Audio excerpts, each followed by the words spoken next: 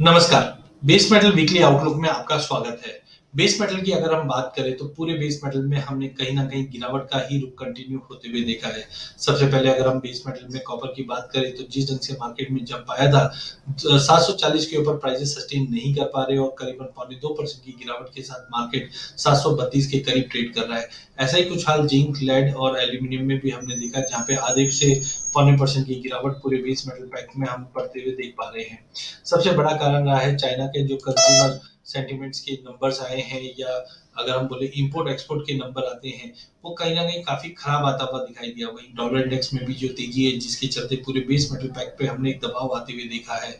China की अगर export की बात करें तो काफी स्पीडली हम देख रहे हैं एक्सपोर्ट में कमी आते हुए दिखाई दे रही है। नो डाउट चाइनीज अथॉरिटी ने बार बार में आश्वासन दिया है कि आगे जाकर इकोनॉमी को सपोर्ट करने के लिए जो पॉलिसी स्टेप्स लेने हैं वो डेफिनेटली लेंगे। बट पीएमआई डेटा जो कंटिन्यूली दिखा रहा है वो एक कॉन्ट्राडिक्टरी पैटर्न दिखा रहा है जहाँ पे नो डाउट गवर्नमेंट ने कंस्ट्रक्शन एंड मैन्युफैक्चरिंग सेक्टर को सपोर्ट करने की कोशिश जरूर की है बट उसका असर हम प्राइजेस पे कहीं पे भी देख नहीं पा रहा है। इनफैक्ट अगर हम देखें तो यूरो जोन से भी फैक्ट्री एक्टिविटी के जो नंबर्स है वो कॉन्ट्रैक्ट होते हुए दिखाई दे रहे हैं जुलाई में।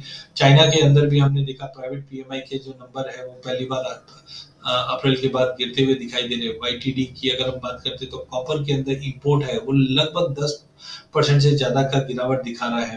तो कुल मिलाकर इकोनॉमी की से डिमांड नहीं होने की वजह से भाव में कहीं ना कहीं हमने गिरावट आती हुई दिखी। बट वहीं दूसरी ओर अगर हम बात करें तो आईसीएसजी के मानना है कि कॉपर के अंदर 65,000 मैट्रिक टन के आसपास का डेफिसिट मई मंथ में रहा है और आगे भी कंटिन्यू रहेगा। जिस ढंग से फोरकास्ट बताया जाए चिली के आउटपुट का वहां पे हम कमी देख रहे हैं जो प्राइजेस को सपोर्ट दे सकता है। गोल्डमैन सैक्स ने भी अपग्रेड किए हैं कॉपर के टारगेट को 9,250 के करीब। तो कुल मिलाकर जो इकोनॉमी एक्टिविटीज है वहां पे जरूर स्लो डाउन दिखा है बट सप्लाई कंसर्न के चलते प्राइजेस को सपोर्ट मिला है। नो डाउट जिंक की जो सप्लाई है वो करीबन 2% के आसपास बढ़ता हुआ जरूर दिखाई दे रहा है। सिटी ने जिंक के प्राइजेस के जो आउटलुक है उसमें भी कमी लाई है। बट इन ऑल हम बोल सकते हैं अगला हफ्ता मार्केट काफी मिला जुला रहने वाला है पूरे बेस मेटल के लिए।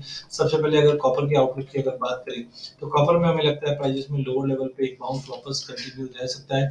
तो बाय ऑन ड्रॉप की रणनीति बनाइए जहाँ पे 725 के करीब लेके चलिए। 720 का स्टॉप लॉस रहेगा, 740 का टारगेट रहेगा। जिंक 220 से लेकर 225 के बीच में ही ट्रेड करेगा। लेड रिंग बाउंड है जबकि एल्यूमिनियम 200 के ऊपर अगर कंटिन्यू होल्ड करता है तो 203-40 तक का लेवल दिखा सकता है। कुल मिलाकर अगला हफ्ता बेस मेटल के लिए साइड में रहेगा अनलेस अनटिल चाइना कोई भी बड़ा स्टिमुलस की घोषणा नहीं करता है। मार्केट दायरे में ट्रेड करता हुआ दिखाई देगा। धन्यवाद।